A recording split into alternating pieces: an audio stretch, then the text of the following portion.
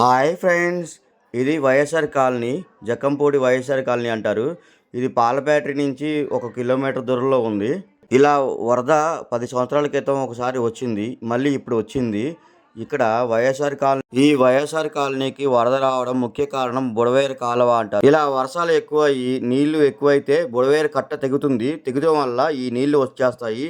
ఈ నీళ్లు వైఎస్ఆర్ కాలనీ నుంచి, ఇది చిన్న బుడవేరు కాలువ, ఇక్కడి నుంచి రాజరాజపేట నుంచి వెళ్ళి బుడవేరు పెద్ద కాలువలోకి కలుస్తుంది. పైన అన్ని గేట్లు ఎత్తడం వల్ల బుడవేరు కట్ట తెగిపోయింది. అందుకనే ప్రజలు అప్రమత్తంగా ఉండాలని నిన్నే అనౌన్స్మెంట్ ఇచ్చారు. కానీ ఇవాళ చూసేసరికి పొద్దున్నే 3 కాడి నుంచి ఈ వరద ఉధృత ఎక్కువైపోయింది. ఇలా కాలనీకి పరిస్థితి మారింది.